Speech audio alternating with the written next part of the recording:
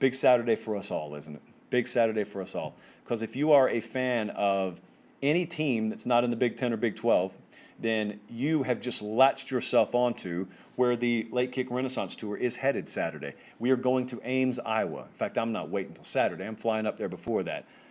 It is going to be fantastic theater. It's going to be great atmosphere. I'll be on the sideline for it. All of you need to be watching. That you find out what your level of college football fandom is by the way you feel towards games like this.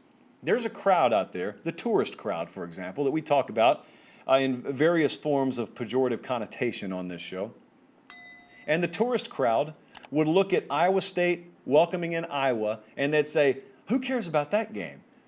You don't care about it, move on. But you're a tourist. We're more diehard over here. This show is not for the college football tourist. This show is for passionate college football fans. Here's what you're going to have.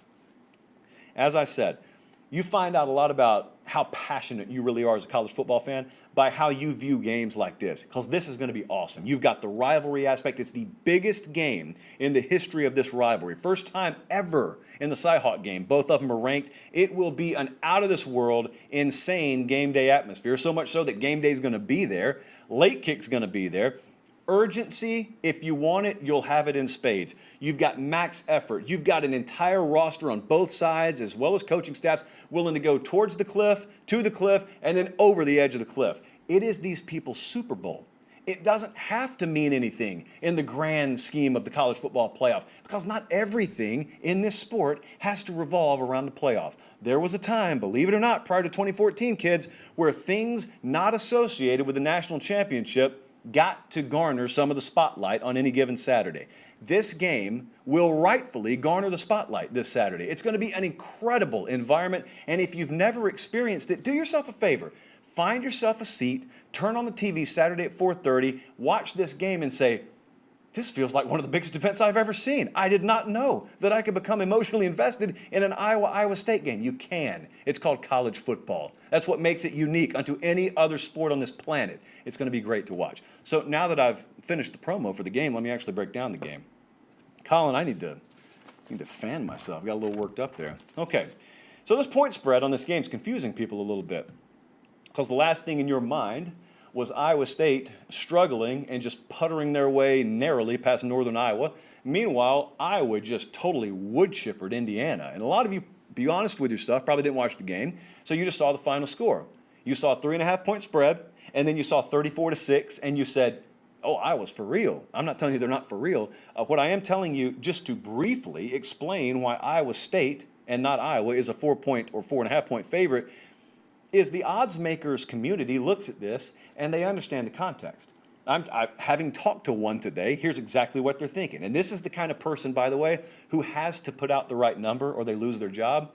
They said, we viewed Iowa State as purely being in survive and advance mode. We knew it going in. We expected an ugly game. And secondly, we had a misleading final in the Iowa game. Now, I need to very carefully and very slowly explain what I mean by that, because it was a misleading final. It's not misleading in terms of who won the game. 34-6 is the final. Iowa ran all over Indiana. It's an embarrassing loss for Tom Allen in Indiana. What we're talking about here, strictly in terms of defining future predictability, is you don't take a game where you had 20 points off turnovers, 14 defensive points, and just assume, no, that'll be the case every week. So the opinion on these two teams for an odds maker is virtually unchanged last week. One of them struggled as a big favorite. One of them pulled away as a small favorite, but yet nothing's changed really in the perception. This is pretty much what this line was going to be no matter what. So let's dive in. Two elements to this Iowa State offense that I expect to be marginally to significantly improve this week. Number one, as of earlier this afternoon, Charlie Kolar is back at practice. That is their All-American tight end. It is a huge addition. I don't think I need to explain why. You know about Breece Hall. I'm going to talk about him in a second. You know about Brock Purdy, for better or for worse. You think you know everything you need to know about him. Charlie Kolar is not a household name, maybe in Iowa, but not nationally. He's a difference maker, big-time difference maker. He's back at practice today. He will, in all likelihood, play on Saturday. So you combine him with Will McDonald, who I think is the biggest difference maker out wide for Iowa State offensively, and it creates a passing dynamic that makes you choose. Whereas if those guys aren't on the field, you don't have to choose. You can just focus solely on Breece Hall. You got to choose. There are probably more dangerous elements at this point to Iowa State's passing game than you're used to seeing them have. Secondly, the tailback position will be must see. But you probably think I'm talking about Breece Hall. And I am, but I'm not strictly talking about him. First thing we got to talk about with Breece Hall is how close to 100% is he? Because he was a little gimpy towards the end of last week, and it's not that we don't expect him to play Saturday. Now, how effectively will he play? That's what makes the return of guys like Charlie Kolar all the more important. But secondly, let me ask you a question. What do you think about Tyler Goodson?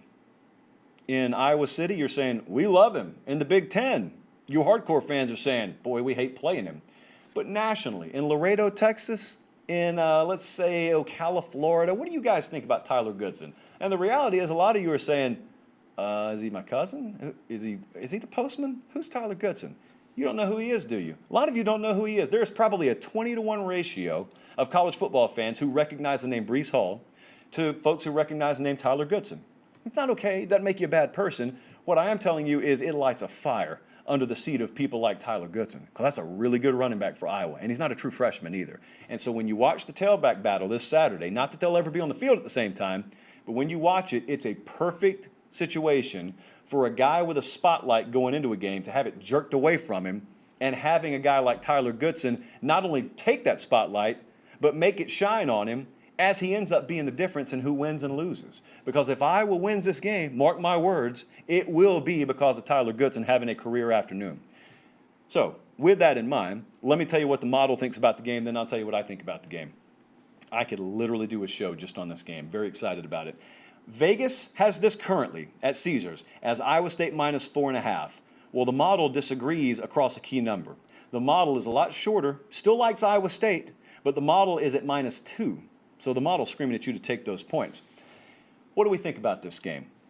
I'm going to tell you now, from a point spread perspective, I have no feel. If we picked the game against the spread, I would take any points you gave me on either side, to be honest with you.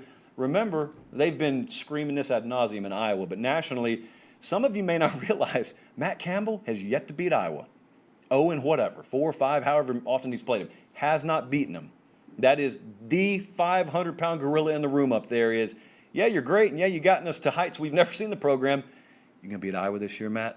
Good to see you. You're going to beat Iowa this year. So not that that really gets baked into a point spread, but maybe it does, because it is an intangible factor in play here. Let me tell you the two deciders in this game that land me on the pick I'm going to make. Number one, I am not 100% sold on the effectiveness of Iowa's defensive line. They got a lot of green guys there. They're good, but they're green, and I think there are going to be some plays to be had by Iowa State. And number two, Sam Laporta, from watching that game in week 1 against Indiana, was their go-to option through the air. It's the tight end for Iowa.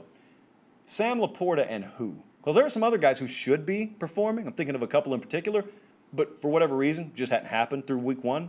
Not that they needed it last week. They got to have guys other than Sam Laporta step up. And for those two reasons, given the safety that I think I have in siding with Iowa State's offense, you take the points, not even picking against the spread. I'll take Iowa State to win and get Matt Campbell's first ever victory against their in-state rival, the Iowa Hawkeyes. But I'll tell you who's going to be the real winner is anyone who tunes into that game, and us for having the privilege of being there. Can't express enough how forward we are looking to being in Iowa State Saturday.